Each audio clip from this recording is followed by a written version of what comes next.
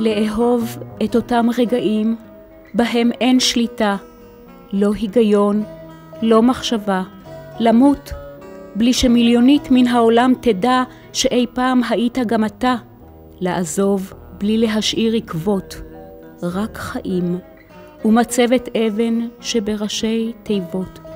אלוהים, אלוהים לאן? אני רק אדם. אז בבית הספר על הקיר תמונה, והעיקר חורש בה את האדמה. בבית הספר היסודי הקמת חבורה סודית.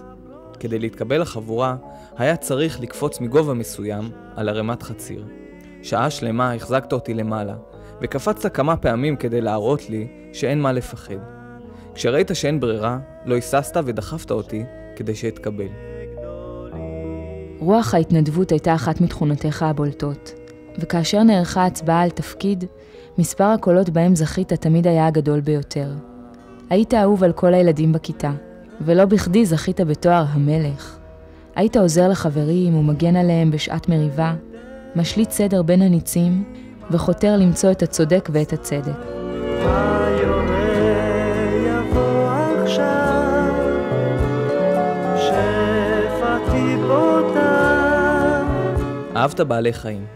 הבאת הביתה כלבים, ובגלל התנגדות ההורים, הם נשארו ליד הבית. אילפת אותם, וכאשר ניסית להראות את תוצאות אימוניך, והיית נכשל, חייכת. כשהם סוף סוף צייתו, היית מאושר באדם.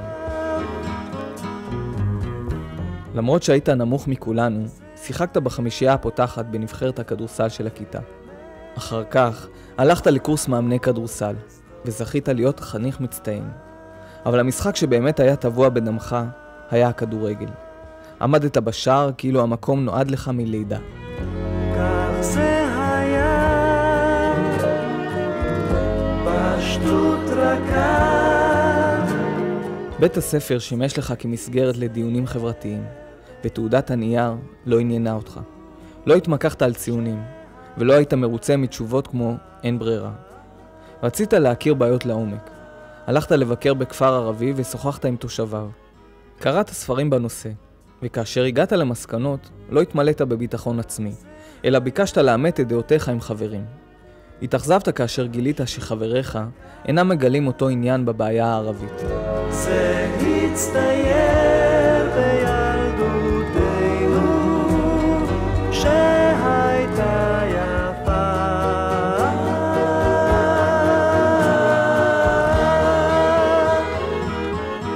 ראיתי כיצד אישיותך מתגבשת. הרצון לברר דברים לשורשם, התנגדותך לכל גילוי של כפייה, רגשיות כלשהי בצורת הבעתך, ולעיתים אף פיוטיות ממש. הידידות העמוקה בינך ובין עופר התגבשה בשנת הלימודים האחרונה של בית הספר. נהגתם לשבת יחד וללמוד יחד לבחינות הבגרות. הייתה ביניכם חיבה הדדית למרות שהייתם שונים באופייכם. הייתם כרוכים זה אחר זה וביליתם זמן רב יחד. אנחנו שנינו מאותו הכפר. היו לך עיניים יפהפיות, כחולות ירוקות, שצבען היה תלוי באור או בחושך. ברגעים של שיחות כשהיית גובר עליי בהתנצחות לשונית, היה לך מין חיוך ממזרי שכזה, חיוך ששנינו אהבנו. כשעמדתי לעבור לגור בחולון, נראה לנו הדבר כמכשול, אך גם עליו התגברנו. אמרתי, אתנדב לצנחנים, אחבוש את הקומתה, שידעו האחרים כי איש אידיאלים אני, איש ערכים, פטריוט ושאר פגעים טובים. עדיין לא התחשלתי, אני עוד מרגיש, עוד ידי מתאמצת, זוכרת את היצורים, בונה את המילים. לא נדמתי, לא אדום, ידעו הכל, את דרכי אל הגרדום. בטח תתענייני לדעת כיצד אני מסתדר עם המשמעת הצבאית. ובכן, בהתחלה קיבלתי שם, חוכמולוג, ואת תביני מדוע. כעת אני מתרגל לקרוא לרבת המפקד, ולא לחלוק על דבריו. בקיצור, מוטב להיות שיח מאשר ארז. כאשר הרוח חזקה. היית לוחם מצוין, שלטת בחומר התיאורטי והמעשי, ועמדת בתנאי לחץ גופניים ונפשיים. באחד המסעות הקשים צלנו זה לצד זה, כשרגלי שנינו כושלות מרוב כאב. אמרתי לך שהמסע מיותר, כי הוא עלול לשבור את הפלוגה. אתה הסכמת איתי, אבל אמרת שיש גם צד אחר למטבע. אם יהיה לי הכוח הנפשי והגופני לגמור את המסע, אמרת, אדע שלא יהיה קושי בחיים שלא אוכל להתייצב מולו. ובלילות שישי, כשרוח חרישי, בצמאות שחורות עובר, אז אני אותך זוכר. מעבר למעטה הקונדסי, היית אחראי למופת. באימון זחלם, כאשר נשארנו ללא סמל ומקים, נתתי לך מינוי חירום של סמל. האימונים באותו שבוע היו יעילים ביותר, אפילו יותר משל המחלקות האחרות.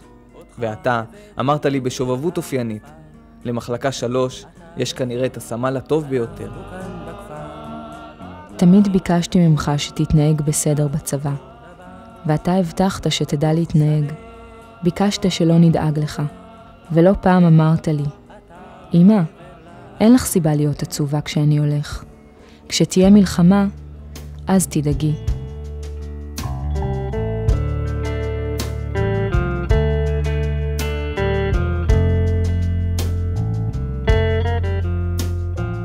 עמדנו לסיים את קורס המקים בו הצטיינת, ובכיסך כבר היה זימון ישיר לקורס קצינים.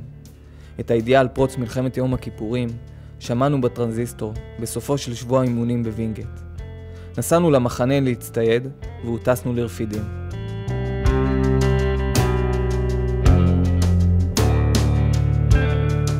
עזות הפנים שלך, שטובלה בהרבה היגיון, שבתה את ליבי, וצירפתי אותך אליי לחבורת הפיקוד. היית לידי בכל המשימות, ותמיד עזרת לי להגיע לביצוע הטוב ביותר, אם בהתגנבות לחניון טנקי מצרי, או בסיור יום מול קווי האויב. תמיד היה ברור לי שיש על מי לסמוך.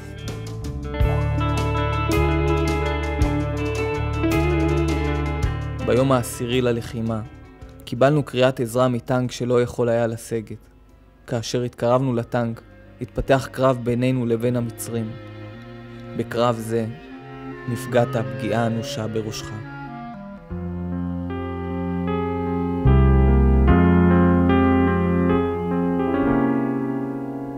ארץ שיושביה היא אוכלת, וזבת חלב ודבש ותכלת.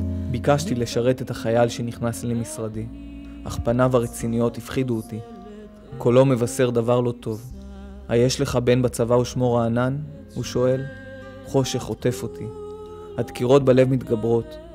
רענן היקר והאמיץ איננו. הבית מתמלא באנשים. לפתע מגיע הדבר, ומביא לנו את הגלויה שכתבת ביום בו נפלת. גלויה כל כך מרגיעה, והבשורה כה נוראה. עוד לא גמענו את כוס הרעל הנוראה עד תומה.